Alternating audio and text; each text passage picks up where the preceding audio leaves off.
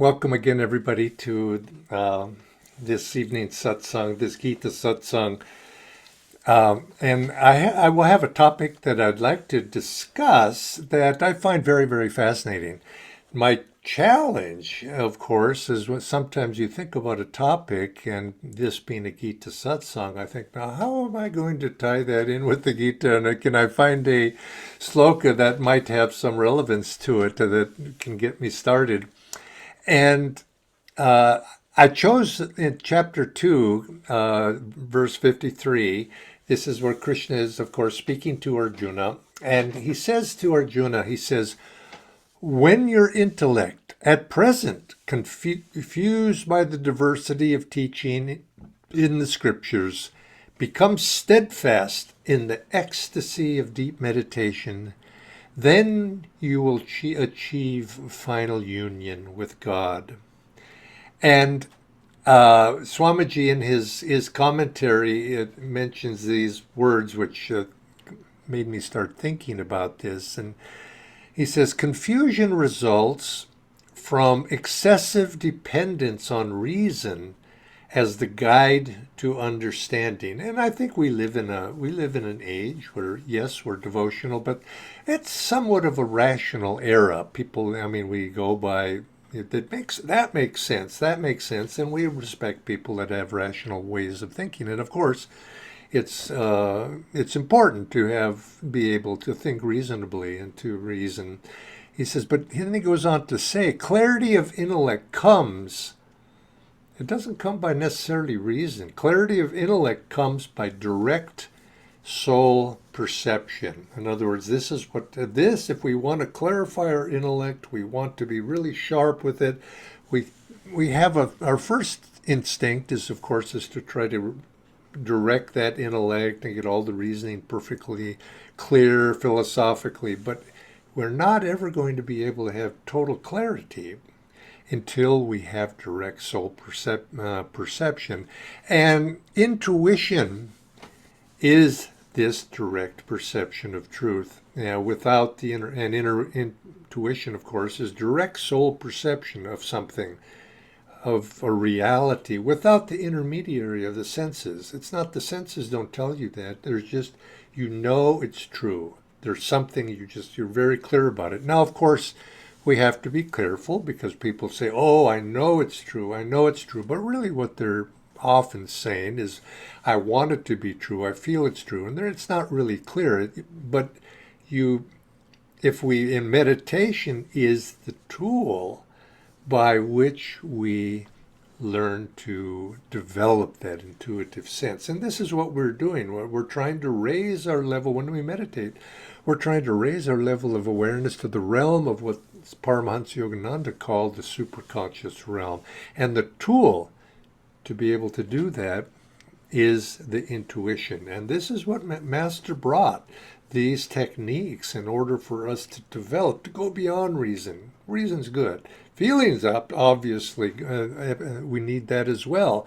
But that feeling expresses on the deepest level through intuition. And the same thing, the intellect expresses most clearly through the intuition. And so this tool is intuition. Now, the reason I chose that topic of using intuition as superconsciousness as something I wanted to introduce this other topic, that you might say interested me to share a few words about. And I bring this all up, because I've been very interested lately in observing the rise of a technology in the world today that's artificial intelligence. Some of you may be very familiar with that, others perhaps less so. But if you were to go I've noticed it in Google lately, if you go and do a Google search, and you say, you could ask Google just about any question. What's the nature of consciousness? Or what's the impact of technology on some aspect of our life?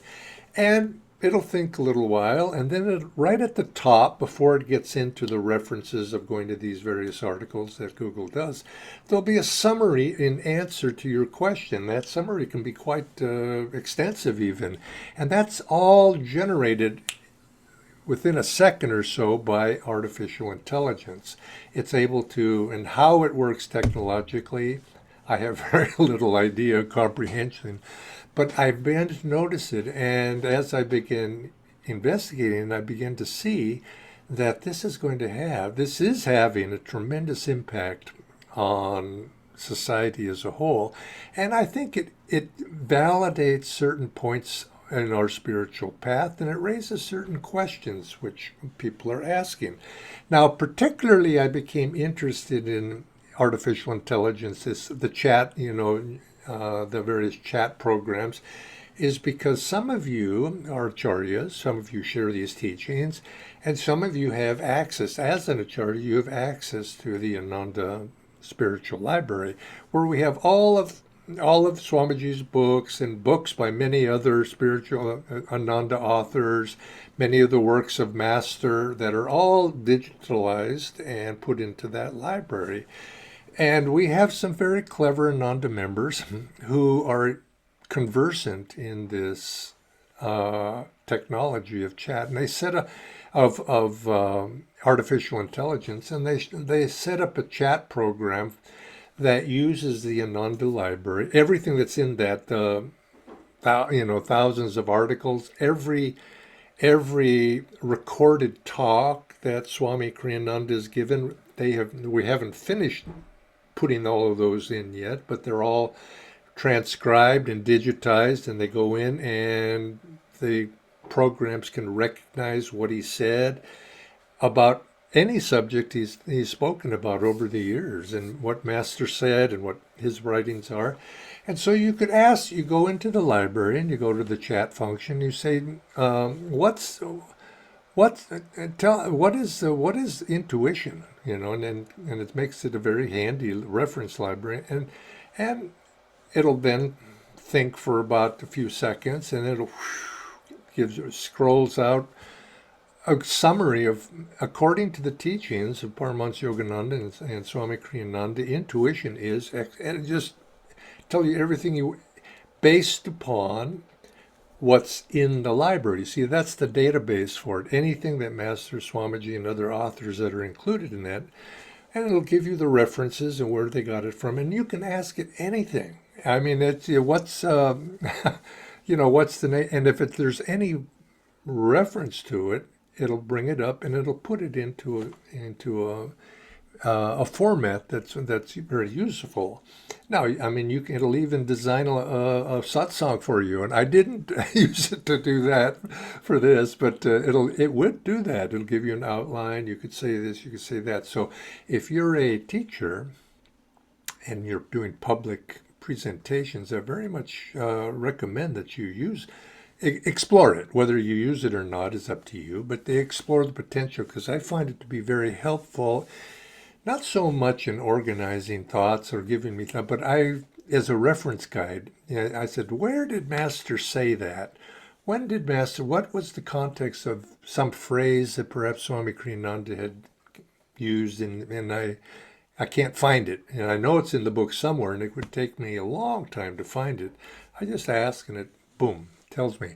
But so now this began to make me interested in it, and I find that this is a very revolutionary technology, and I would predict probably in the coming decade or so, maybe 10, 20 years, this is going to be one of those technologies that is transformative. And if you look back in time, you see that there have been various technologies that have come in and just changed society in many very ways. I mean, you go back into the 19th century and you see the steam engine maybe that was 18th century. Anyway, it was invented, and it had this tremendous impact in society reorganizing, because basically what the steam engine did was it introduced energy, and it gave society energy, and energy to do what? Industrial revolution. And eventually, you look a little further, and maybe another 50, 60 years after that, electricity. was discovered. And again, electricity was put to use, transformative of society as a whole. Internal combustion engine, radio, television, and all of these things, they transform society, and ultimately, in the lives of most of us, I think, computers, the home computer, Apple computer, IBM. Then, of course, smartphones. Think about it. There's only, what, 15 years old or so, smartphones before that. And it was often, Swami Vivekananda came to the West, went to the West in 1890s it was. And, but he had no way then, technologically, he couldn't do what ultimately Master was able to do 30 years after that. He couldn't disseminate his teachings out there. There was no method by which, telegraph maybe, but that wasn't going to really be able to reach large crowds of people.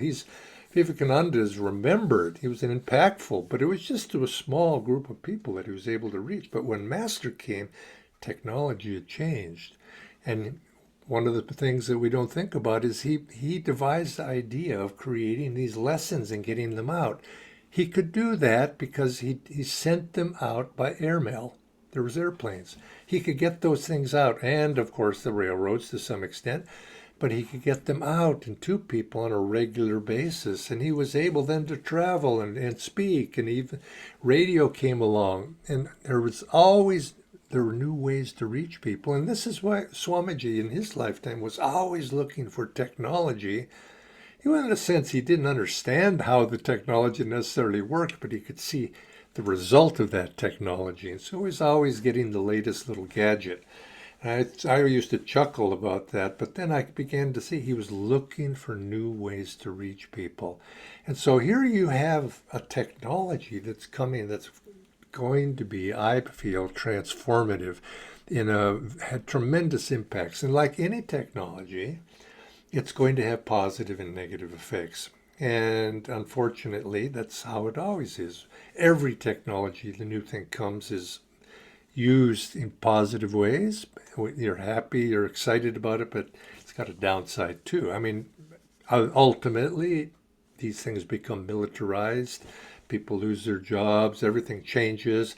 And we tend to say, oh, it's terrible, everything's getting terrible. But it's the nature of what's happening. It's change. And you could say, we as society have to find ways to be able to use something in a positive way. But it's the trend, it's what's happening. And so in and of itself, it's neither good nor bad. But how it's used depend upon, of course, those who use it. But it does raise a question, and this is why I find it intriguing. Because I remember Swami Kriyananda, we would talk about this years and years ago. He says, oh, maybe someday we're going to have robots that are conscious. You could have robots doing tasks, repetitive tasks over and over again. No, you could say brain power. It's all engineered into the chips that run it. Is it possible that you might have, they become conscious? And I think this is actually touching on what I think is going to be in the coming century. Maybe whether any of us will be here to see this, I don't know, but I think this is the age and when this question that is being introduced by artificial intelligence is it possible to have a conscious robot? Could we actually get to that point? And I can see the study of what it is. What is consciousness after all? I mean, we could say after all, we've developed biologically, we have artificial arms and legs, tremendous ways and artificial intelligence is integrating with those as well. And there's talk of even developing ultimately an artificial heart. Can we have heart transplants? Well, maybe we could make a heart. Is that possible? We're talking about using, other animals' hearts and transplant, but maybe we could engineer one. That's possible. I don't know. What about a brain? Could we have an artificial brain? Could we engineer it? It seems impossible now, But who's to say? Is it really beyond the capacity in some hundreds of years, how quickly things have evolved? I would never say something was actually impossible, but that raises the question, well, if you're able to create an artificial humanoid, could it be conscious? And what is consciousness after all? And I think this is frightening thought to many people, and I think it'd be it could be, not so good. But is it even possible to have something develop consciousness artificially? And I'm thinking no, but let me explain. But yeah, I think I'm of an age, when I was, I was born in the 1940s. But there was a famous movie, of course, in 1968. It's the 2001 Space Odyssey. Now, at that time, that was way in the future. Now it's 25 years in the past. But if some of you have seen that, it was a nice, interesting movie. But where the part of the plot of the whole thing is the computer that's running the spaceship ultimately takes over. He becomes afraid that the astronaut is going to, threaten it and turn it off, which in other words would end its life. And so it takes over, and the computer's name is Hal. And he takes over. And so that's sort of the plot of it. But I think to some, we worry about that, but I think there's something of a false premise, because the idea is in creating an artificial humanoid that is conscious. That premise is based on the idea that consciousness resides in the brain, that consciousness resides in matter. In other words, if I arrange matter in such a way, I can create consciousness. And really, that's opposite of what the masters have said. In essence, scientists are saying consciousness is a function of the material world. And from their point of view, they say, well, where else could it come from? It has to be, obviously, we're conscious, and we're conscious because neurons and the material world is organized in such a way that to create that consciousness. But the masters don't say that. The yogis don't say that. They say consciousness, this body is a tool that allows us to become aware of consciousness, but it doesn't create that consciousness. That consciousness precedes matter. And it's from consciousness, as we know, consciousness manifests ultimately as energy, and that coalesces and ultimately manifests as matter. And so consequently, consciousness precedes. And I think this question is going to be, in the next century, is going to be one of the most important questions that is waiting to be answered. The nature of what is consciousness, and that it is not, and the understanding that consciousness precedes matter. And when that understanding is arrived at, I think it would be then that we could truly say that we have entered into Dwapara Yuga. Right now, because we're still really, in many of our ways, our thinking at least, we're still in residual of Kali Yuga, which is based upon matter as the reality. But when we begin to transcend that, then, and this is what Swami Sri Yukteswar says, when beings in any solar system, ours, and the implication is there's others, reach the understanding of the inner universe within ourselves. And of course, in order for us to understand that inner universe ourselves, we even be aware that's there, we realize that it's not matter that precedes consciousness. It's energy precedes matter, and consciousness precedes energy. And when the majority of any beings, human beings, conscious beings, come to that understanding in any solar system, that system is then considered to be in Dwapara Yuga. So you could see in some sense we haven't really reached Dwapara Yuga yet, but by the timeline we're in that transition phase, and the wave goes up and then moves into the next stage, and we're in that upward phase. And I don't think it's going to be long, but when that orientation takes place, there's going to be a tremendous change in human consciousness, and I think society itself all will begin to reflect that. But already we have an inkling. If we look back over the last 100 years, we see people became aware, began to think, yes, we're conscious.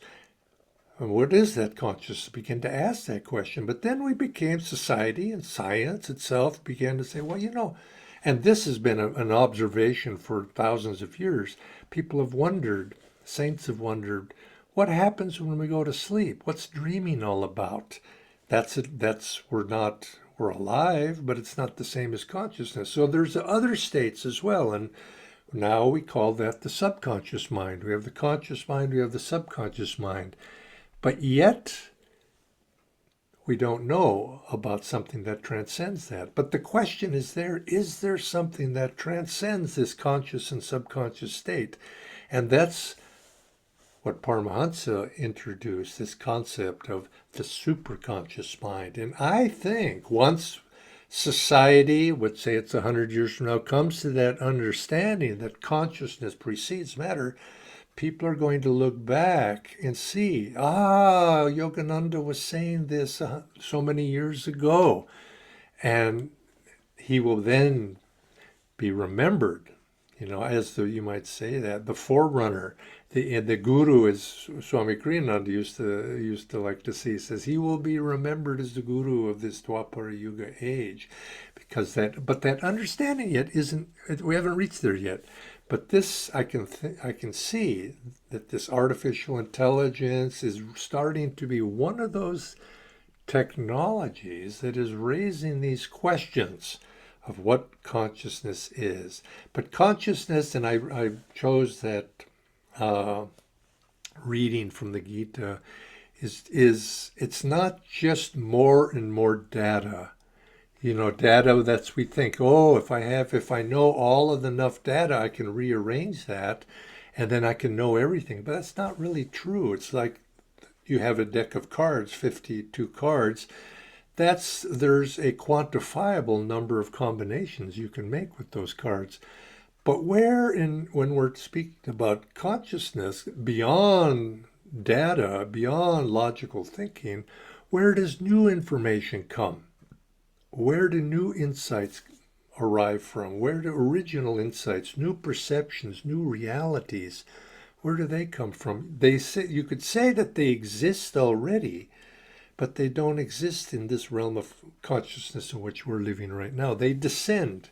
Everything you could say exists, that is possible to exist, exists in the superconscious, but we draw them down. They're not manifest in this age right now. And it is the intuition that is the tool that draws information, concepts, insights down from the superconsciousness into the realm of this world. And Swami used to make this point about art. This is one thing. He says, the mundane artist, the run-of-the-mill commercial artist, simply rearranges what already exists, and in new and interesting ways. Yes, this could be interesting.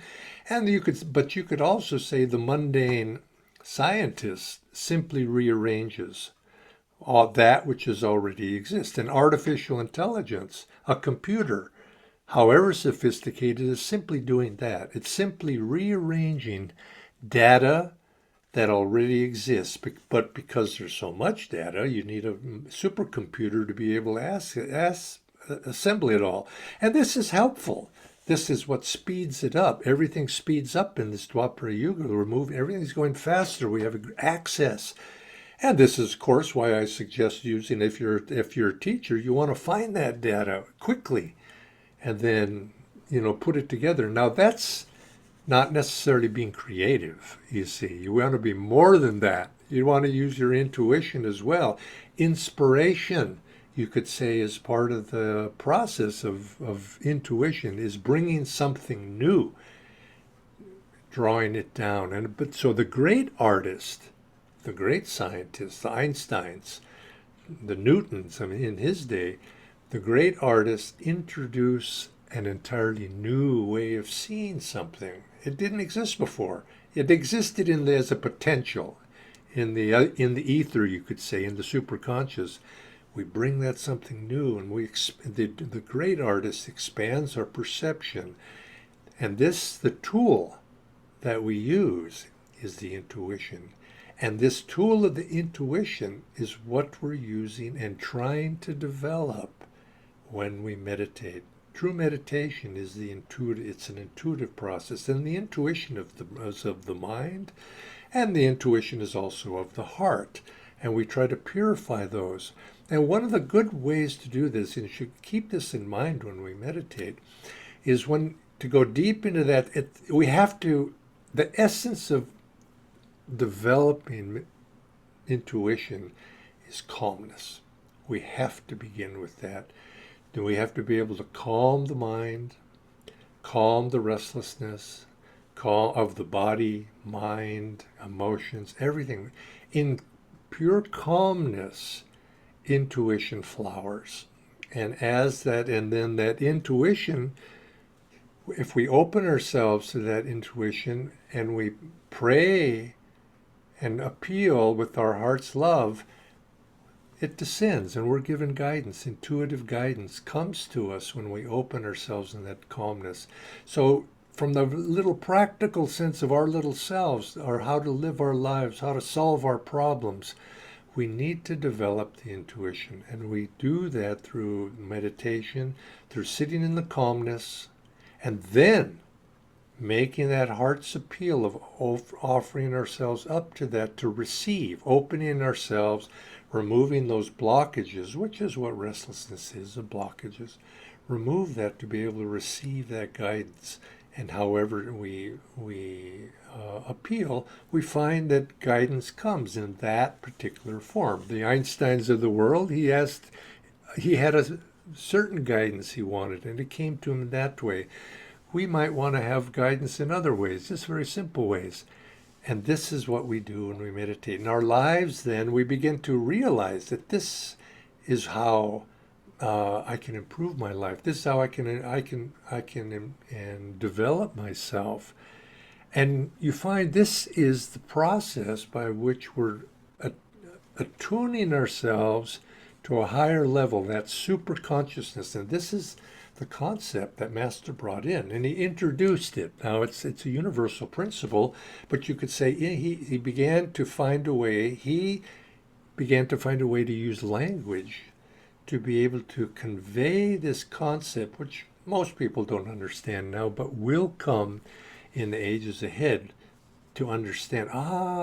That's what he was talking about. And so each of us, are tuning ourselves, and that intuition will flower in whatever particular way it's going to help us and guide our life. And so keep this in mind. And you could say this is our destiny to develop this, and this is humanity's destiny in this age that we're moving into, is to be able to awaken, you could say, open the door for this awakening of spirituality in a very practical way in all of our lives, and how we, of course, could we ultimately apply that, and ultimately we begin to realize that what is the source of that, and our curiosity, where is this coming from? And we begin to realize that it's just not, you might say, there's a it's super consciousness, but we can have a personal relationship. It's not impersonal. It is impersonal on one level, but it's also can be very personal as well. It takes a personal interest. You could say the universe is there for us to observe. It's there for us to enjoy, but it's there for us to have a relationship with. The divine manifests to each individual in a very personal way, not just in an impersonal way as you might look at it from a scientific approach. And I'd like to end just with this little reading that I found that Swamiji expressed. And Swamiji says, God sleeps in the rocks. And he said, proclaim the Indian scriptures, dreams in the plants, stirs toward wakefulness in the animals, and in mankind is awake to his own ego individuality.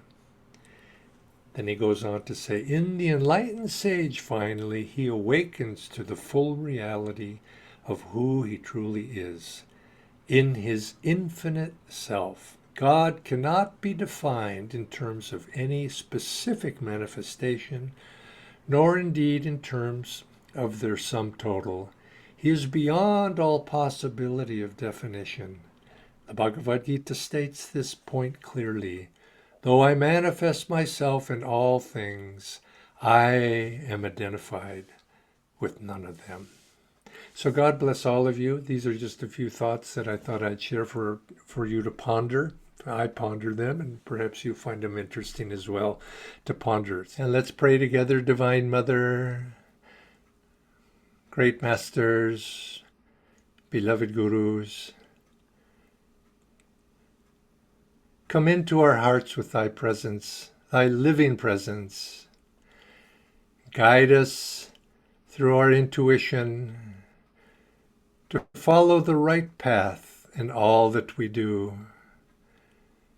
Guide us through our heart to reach out to others, to share thy message of self-realization with all souls. Let us be a constant, clear reflection of thy love, thy joy for all.